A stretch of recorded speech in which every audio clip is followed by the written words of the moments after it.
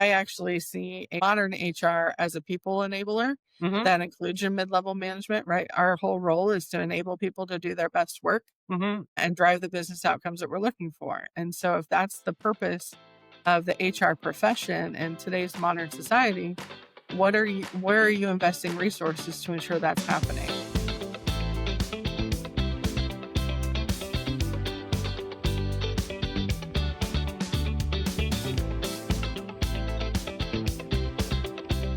Good afternoon. Today I have the pleasure of welcoming Jamy Conrad, who is a VP of Global People and HR at AG Insights, to join us for the conversation. So, welcome, Jamy. Thanks. I'm really excited to be here. Awesome. So you have a big new role that I know is relatively new to you, having joined them a few months ago. Big congratulations, first of all. Thank you. Coming into an established and growing company, I think it's a great opportunity to get us started by asking you what you're thinking about as you're assessing leadership development needs in your new organization. Because, of course, you're living that right now. Yes. Well, I love this conversation and I'm in the thick of it for sure. I was with the acquired company for 4 years Mm, before coming over to HG as part of the acquisition, and now the opportunity to lead the combined HR functions and not just us and them, but we just announced another acquisition mm, earlier this week. And so I get the opportunity to try and bring three leaderships together, wow. three cultures, and integrate them at the same time. So at the acquiring company at HG Insights, they had a new leadership team in place Mm, for about 8 months, 10 months. They were still trying to figure out what that team dynamic was going to look like, and then add to the mix two more companies and two more leadership teams with cultures and core values. So mm. now we're in the thick of trying to figure out what is this going to look like going forward as three combined entities into one.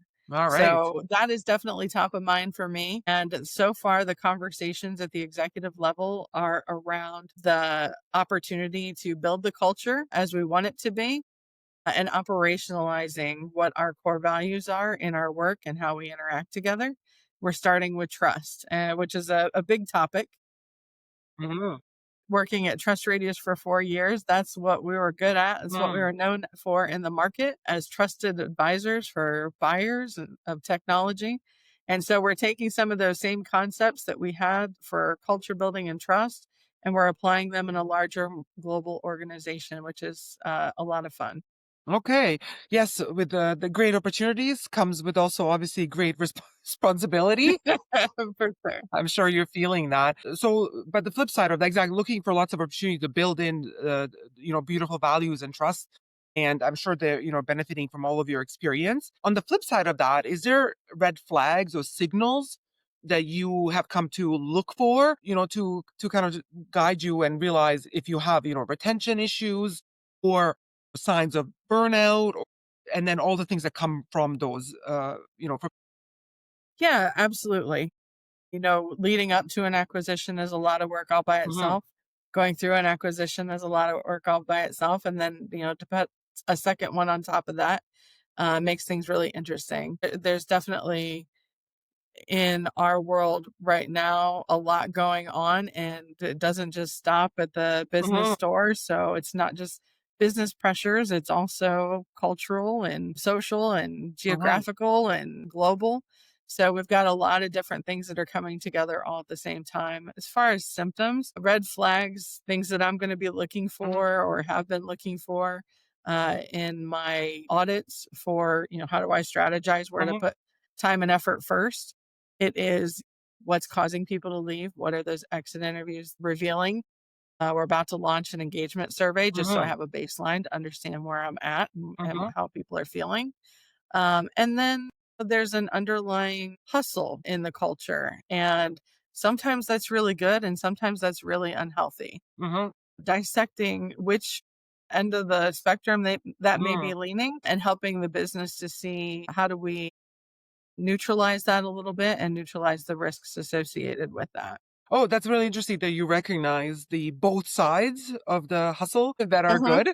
And then, it's always the answer is always going to be somewhere in the middle, right? Like walking that line. I love that makes a lot of sense. And I know that you're a very data driven leader.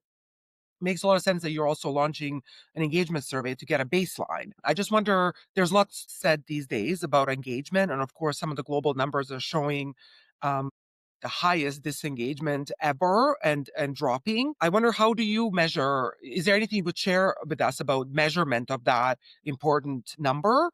And how do you make it your own, leaning on the all the experience that you have in the area?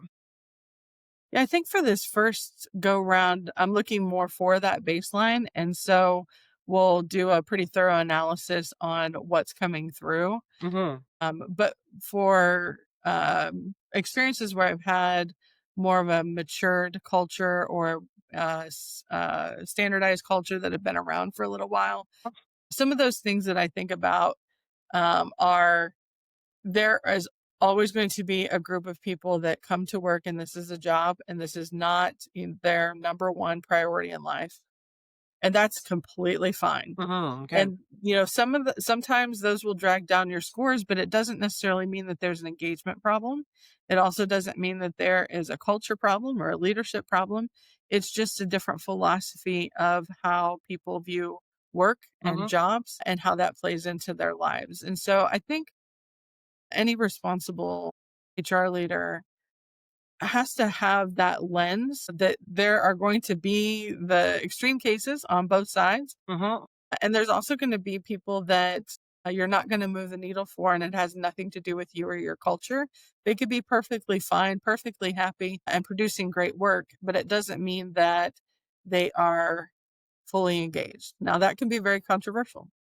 And in the HR profession, there's a lot of different aspects, philosophies, and approaches to that.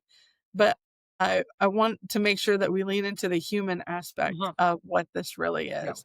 And these are human beings and they have families and we have priorities that may not include work, and that's okay.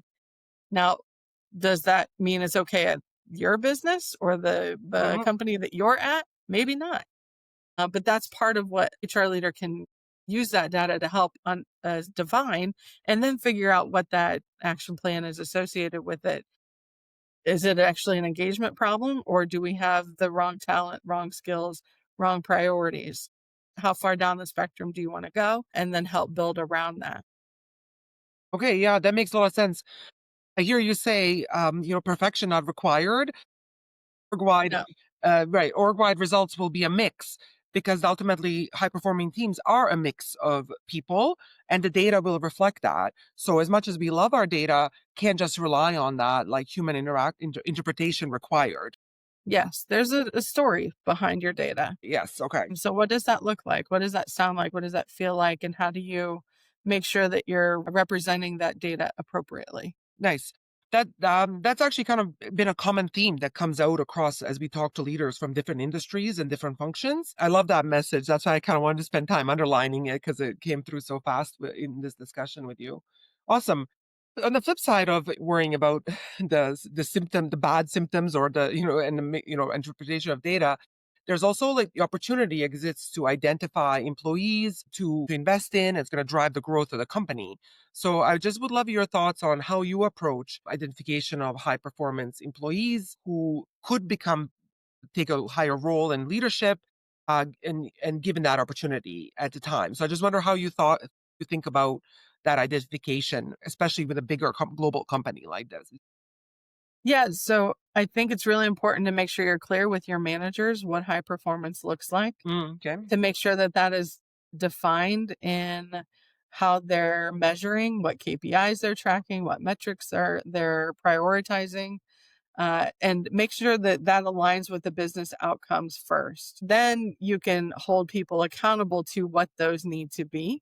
Hopefully, you're hiring for the right skills and all of that from a talent acquisition standpoint, or you're building those skills internally that are going to help you get there. But high performance can come, you can measure that in a lot of different ways, and you should take a lot of different variables into consideration, whether that's 360 performance reviews, whether that's goal setting or OKRs or something like that, and their ability to drive change and drive momentum towards those business outcomes.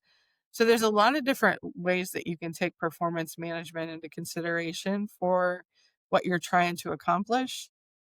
And then the data associated with that, I always try and make sure that whenever I'm doing a engagement survey or a pulse Mhm, survey or something that may be more on the anonymous side, that I have an opportunity that once those high performers have been identified, that I can see what their specific scores are collectively or within that segment of the business so that yes, we may have an engagement problem or we may have a performance problem for this demographic. How are my hypos playing out in this engagement survey? mm, What's their pulse? And are there things that we can do to and who those high performers are that may be different from the rest of the organization? I think it's important to take that into consideration, especially if you've gone through the hard work of identifying what a high performer looks like in your organization, but you have to start there. mhm. Yeah, okay. Yeah, yeah, we can't just assume that the definition is equal everywhere, right? Like, it depends on Correct. the type of work, the demands. I know you work with, you as an A you know, AG Insights, work with a lot of Fortune 500 tech companies. Obviously, that just by design comes with some high stakes clients and demands. So we like to think about sustainable high performance, right? So yes, delivering and the demands never stop and likely are endless in your world as well. How do you talk to the leaders about not just high performance, but sustaining that as in, planning for the long term, working not just for the next big win, but in the longer term and without ultimately burning out and losing that, kind of the pace. I wonder what your thoughts are on the sustainable high performance aspect. Well, again, it goes back to the human aspect Yep. of your employees. Not everybody's going to be in a stage in their life to be a high performer Mm. for a continuous amount of time that Yeah. is indefinite in their career. We all go through dips, valleys, and we Mhm. come up on mountains, and it's a roller coaster sometimes, and that's normal.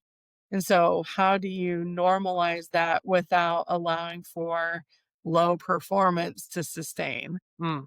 You have to have things in place that can check in. Uh, you can't have just a blanket expectation that everyone is a high performer and they have to be that and they have to sustain that. Mhm. What are those human aspects and how do you take care of your people and show up for your people in the moments where they're normally a high performer and today or this week or this month they just can't be for whatever reason? That could play into your benefits package, that could play into how you strategize the business, it could play into how well you've got succession planning set up.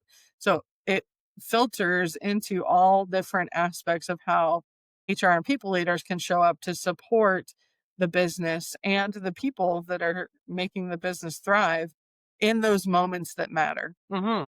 It's going to have to be personalized, and you may not make the same decision every time across every situation, but you need to be there and you need to show up and you need to have that accounted for because not all of us can sustain perfection and high performance Yeah. ongoing. Yeah, I love that you're recognizing that. I kind of call it the ebb and flow of life and career, and I cannot agree more with what you're bringing up. And it's such I mean, I think it's such a healthy view for organizations and leaders to understand that people just have ups and downs, and of course impacted by like daily, weekly phases of life.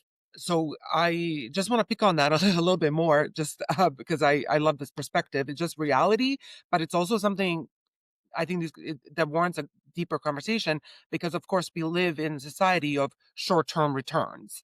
Mhm. It's easy to bend, kind of like, is this project, this bottom line? It's easy to get in the cycle of just judging ourselves and our teams based on, today's performance, when really that's not a good lens for long-term performance. So I wonder, if there's any specific tools or strategies you've seen work in, understanding what is the ebb and flow for people.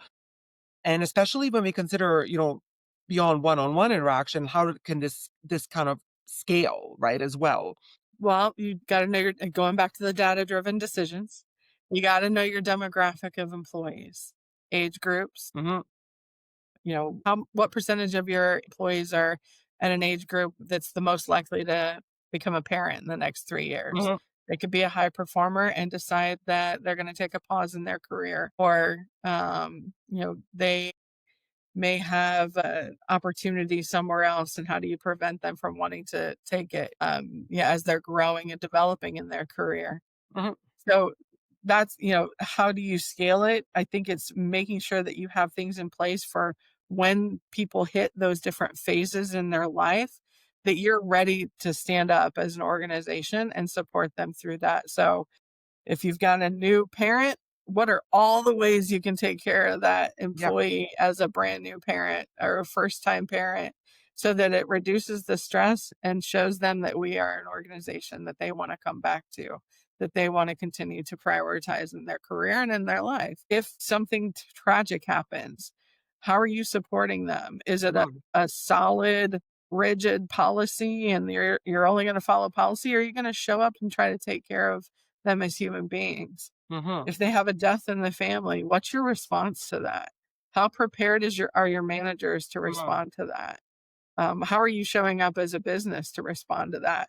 Do you have an antiquated bereavement policy that says you get 3 to 5 days when you lose your spouse Right. or your parent? I mean, that's ridiculous, Right. right? Yeah. And there's very few human beings out there that could go through that and be back to work at 100% in 3 to 5 days. Right. Just doesn't happen. No. So, what message are you sending?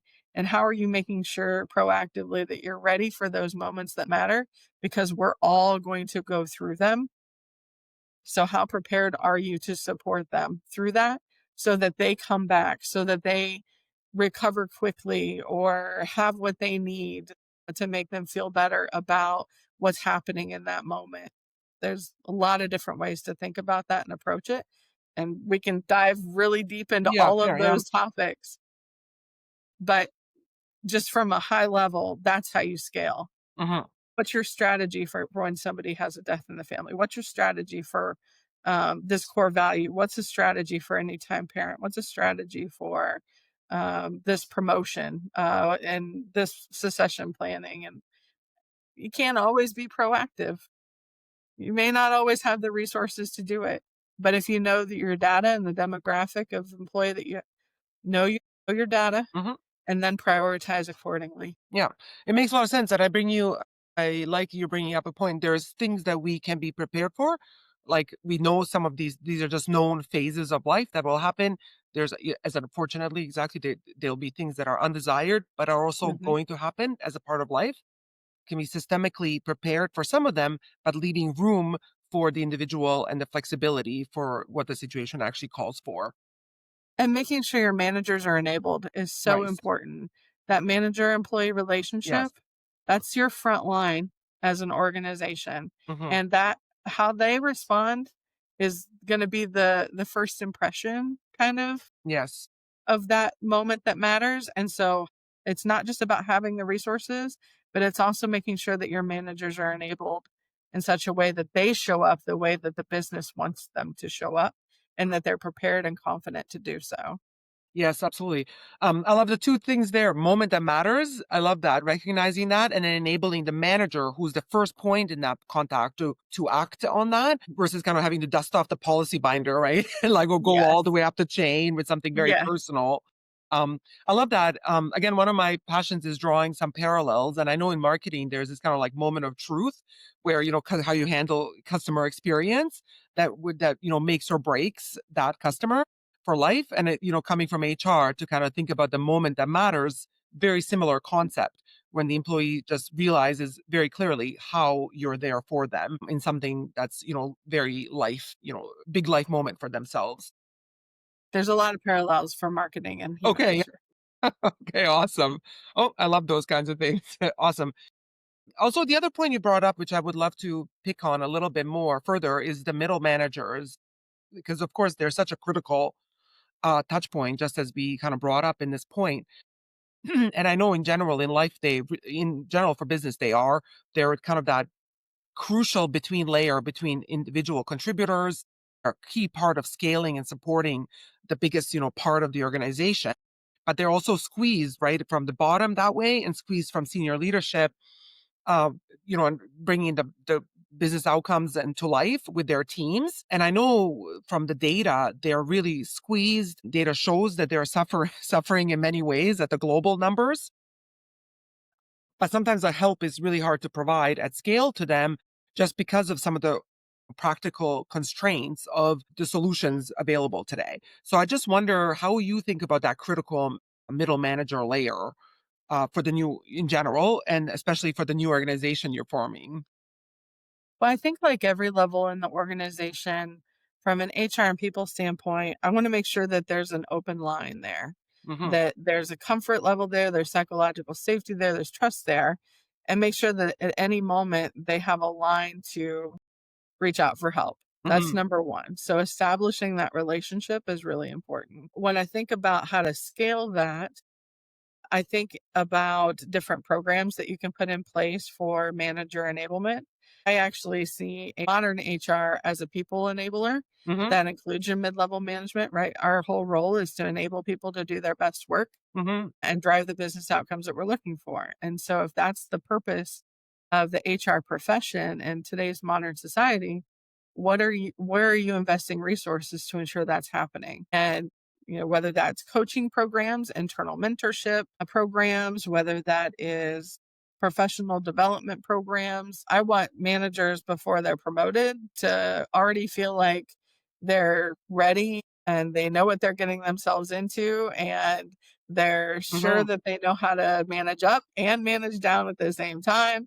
Like those are things that when people think I want to keep going in my career, they're not necessarily thinking about all of those other nuances Yes, of being a fair. Yeah. people manager and a mid-level manager.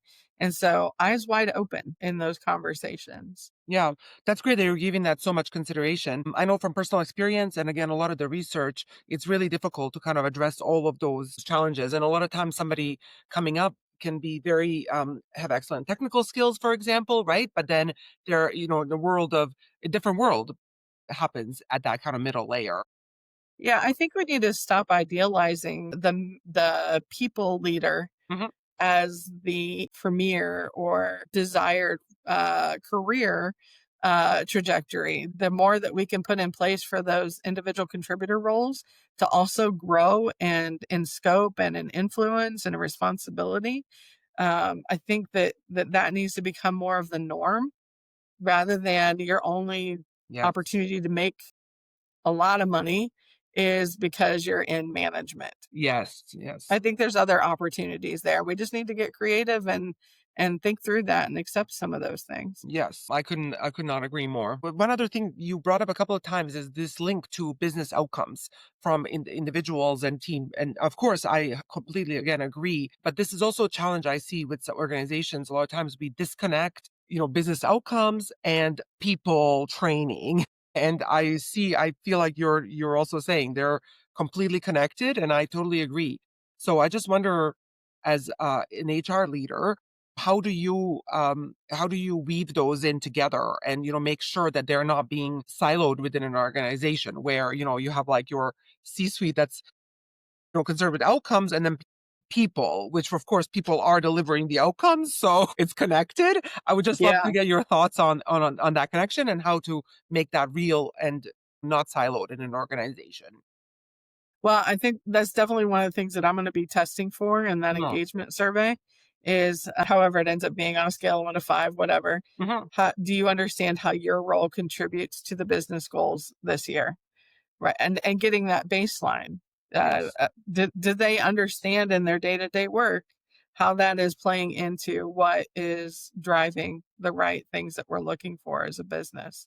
And if not, then you've got some manager enablement that you can go back to and have some conversations around that. Whether that is you need to operationalize your vision and mission somehow in your organization, whether that is a manager enablement and training session for them, whether that's a different way to approach a conversation between the manager and the employee. Maybe it's a different adult learning style. Maybe they've had a conversation, but they need to see a visual or something like that. So figuring out what that root cause is and then putting things in place that help reinforce why am I here doing this day in and day Mhm. out? Right, And yeah. how does that help us get where we're trying to go as a company? Okay, I love that. Actually, and I feel like you shared a really great tip for your from your engagement survey is looking at how many or percentage, let's say, of individuals understand their direct correlation to business outcomes. That's one of the key questions we've uncovered as a part of an effective engagement survey. So thank you so much Great. for I'm sharing on the that. right track. Well, I mean, I'm sure you are completely on the right track, but it's nice to see alignment. But I do think sometimes that's missed on some of the surveys. That's kind of what we've thought about. A lot of times talking about, are you happy with your role? Would you recommend a company? And those kinds of questions, which can be helpful for sure. But if you're looking at to making it more, real effectiveness, I love the viewpoint of recognizing that each role is an investment company's making. And, the person in who that investment is being made at, you need to understand that there's a direct line to outcomes. There always is. And I think that there's a lot of noise sometimes introduced where people think, oh, I'm just, an agent, an accountant, versus no, I am responsible for key outcomes for the company's success. So I think that that's much more, effective. So I'm glad. I love to hear you talk about that as well. I know you've written about AI revolutionizing HR practices, and I know, of course, AI is such a hot topic for everybody. So I don't always ask about this, but I couldn't help to bring it up today just because you're passionate about this. I think specifically, just is there any kind of practical, I would say maybe it's an oxymoron, but strategic but practical moves about using data and technology, especially on this kind of predict leadership burnout path, trajectory of leadership pipeline towards the future growth the company needs, and et cetera. I would first start with myself as an individual. Hmm. And this is part of why I am passionate about adoption of AI as a working professional and executive, Hmm. is that we are always under pressure to do more with less. Hmm. And when you have an opportunity to see that come to a reality, if you already know that you're not getting more budget, more resources, and you still have the same amount of work to do, and you have this tool or these sets of tools that can help you, that to me, like Gen AI and adopting AI in HR practices has been a self help tool Hmm. to prevent burnout, to Hmm. be able to provide more Hmm. and do more with less. And so it gets to a point then where it's not just, I'm going to try this tool. It's every problem that comes to your desk. Is there an opportunity to solve this with the help of AI? Hmm. What is the solution that you're trying to drive towards? And where do you need to continue to have the human oversight and interaction Hmm. associated with that? Hmm. So it's kind of like two different buckets of, okay, here's the problem. Hmm. Number one, what is the human that needs to be involved? And how can technology help me solve this faster or find a road through this faster? Hmm. And so that same mindset can be applied to every function, every Yes, position agreed. within an organization. Hmm. And there's been talk about, AI replacing humans and jobs and Hmm. some of that. The reality is that's already happened. Hmm. And it started happening long before we heard Gen AI Talking about it, yeah. from ChatGPT and OpenAI. And it will probably continue to happen. But Hmm. it also means that it's opening up additional doors and positions for new skills that have able to incorporate the use of and effectively prompt engineer and some of those types of things. So while it is replacing some of the jobs as we know it, it's also opening up new Hmm. opportunities. And the Absolutely. more effective you can be with those tools that are emerging and try to keep up with how fast it's changing, the more effective you'll be in some of the new skills in the future of work and where our workplaces are heading. Yeah. I think that that's a very healthy advice. And it also keeps it kind of focused on yourself and what you can do and what you control versus like driving fear and mongering Correct. around, you know, jobs disappearing, etc. But seeing it really, I come from the technology space, and as a technologist, I always encourage people to consider new tech as a tool first and foremost. People first focus. How can a tool help me in my job? And take it from there, which I I is want to be yeah, the best darn HR yes. professional I can be. And if that means incorporating this tool or this technology can help me achieve that goal, if it helps me positively impact more lives, why would I not? Yes. Yeah, I totally agree with that. Um, right, I was gonna so touching on some of the data as well. I know from talking to HR leaders, one of the challenges, mentioned, let's say, addressing the middle layer that's so important. It takes a bunch of programs and sometimes a number of programs depending on what the needs are of the workforce, the phase of business, etc.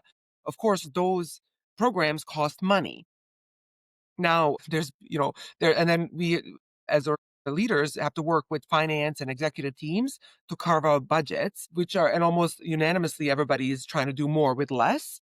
So these budgets become, everybody's clamoring for them, right? That's, typical story from probably every boardroom in the world.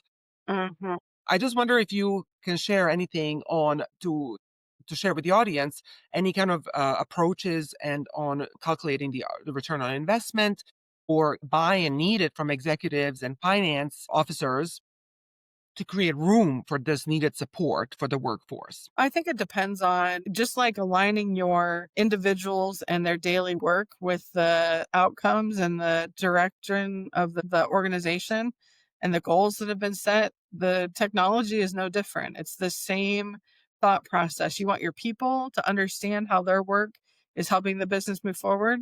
Your ROI is how is that technology or a tool going to help the business move forward. Mm, It's a similar approach, and I will say I've been blessed. I've had a great CFO that I've worked with for the mhm, last 4 years that understands a little bit differently, that not everything that's related to people will have a dollar figure, although I okay, can yeah, almost challenge that, and come at it from the other way. But mm, we have to be versed in all aspects of business, and that includes ROI. That's not a financial responsibility from your finance team and your CFO.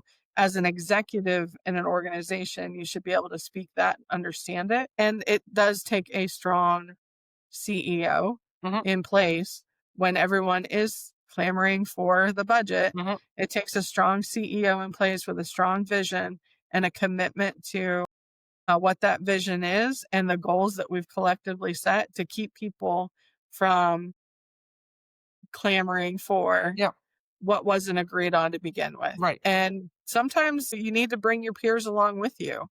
You'll need to sit down and have conversations. Look, I know that this was my budget, and here's what I'm thinking, and here's why I'm thinking it. And this is the return on investment I think we can get. Collectively, is there room for, if I take a little bit from you and a little bit from you, is this something that you think we should invest in as an organization? mhm, It's hard, and very few people are gonna wanna say, "Yeah, here you go. Here's, several $1,000." But it's the same decision-making process that you want your executive team to be solidified on anyway.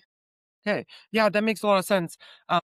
A lot of times comes back to that kind of corporate discipline. I like to talk a lot about that. We make decisions, and then we have to keep ourselves accountable to the outcomes and smart and the path there, right?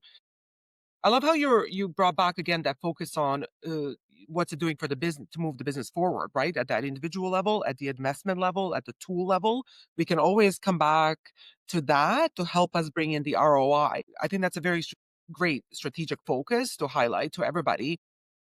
How would you tie back some of the returns from, let's say, coaching or people development program to say, okay, I enable the people and the people are delivering those outcomes? There's a bit of a, hop there that I know many struggle with. So I just wonder if you have any, again, practical kind of approaches to share to help tie some of those, spends with the business outcomes that they are contributing to when it's not a direct correlation. Well, I think one of the downfalls that we've put ourselves in is we think that it has to be big programs, big spend, and big technology in order to make big difference. Hmm. And that's just simply not the case Hmm. from a people standpoint. There are lots of really great tools, technology, and there's a place for all of that. But at the end of the day, when we're talking about getting business outcomes from human beings, Hmm. what are those basic human being needs? What are those those foundational needs that that employee wants, needs to have in order to give you the best work and be able to thrive at the same time. And so if you focus on taking care of the human beings in your organization, all of those other things become way easier. And Okay. you don't need big investments. You just need opportunities for them in the moment that they need it to get what they need, to feel like you're showing up. And it takes me all the way back to those moments that matter. We don't have to big programs and try to change management everything. We go through enough change and it's happening so fast all by itself that introducing additional change for a little outcome is a waste of time. And by the time you get finished with this implementation of this huge program that you've invested all this time and money in, everything's changed and you're probably going to need to revisit it. So take care of the people, be there for them when they need it, give them the opportunity to have a career. And if you can't, as a business, keep up with their career, encourage them to keep going without you. I love it. Okay, awesome. So, and I know you're starting, again, you're building from scratch, from an amazing, 3 companies coming together, peeling the best of the cultures, and into putting them into action. Is there anything that you would, looking at this today, if there was like a magic wand that you had to weave and say, okay, I have this huge opportunity. I know I have also a pile of just real life challenges. If only I could wake up tomorrow and this could be true. Is there something that you would love to be that for you? I would love to have my team in place. Would probably be my magic wand. What I'll say to that though is, again, when we think about how to take care of people and get the most out of them Mhm, so that they also feel like they're contributing and getting the most out of you. A couple of things that have been really impactful at Trust Radius that I'm hoping to continue on with is having a culture committee mm, that cares about it and that is employee led, mhm, and having an employee engagement committee that helps you understand and analyze the employee engagement survey data from employees. So I have my lens, the executive team's going to have their lens, the mid-level managers are going to have their lens, but I want to hear it from employees. Here's what I'm seeing in the results of this mm, engagement survey. Help me understand what may be happening out there that's driving these results, mm. good and bad. That's So yeah. That's really investing cool. time Mhm, investing time into your employees being part of the conversation mm. and the solution is really important. I love And so that. if I could Yeah. if I can wave that magic wand, since I don't have my team in place, Okay, yeah. those 2 committees or those 2 functions in the organization, I hope we can continue to make that a priority. Yeah, I love that. I mean, that speaks again to what you brought up earlier about, not just having the survey data, but having people put that story to understand the story behind it. And from the different levels of people who are definitely at the front, who are dealing with the front lines of that. I have not heard that concept before. I've heard obviously lots of committees in the offices exist, but the idea of an engagement committee or culture committee, I have not heard of that before. And I imagine that's probably up ahead for you as you figure out what is does high performance look like? What is the mission, etc. That supporting structure is critical. I really love that because I really love that because it's not just the data, and it's also not just in a few people from HR to interpret the data and sell the story. Right? You're putting the Yes.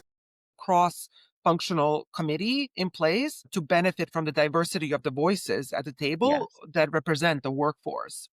Yes. Okay, awesome.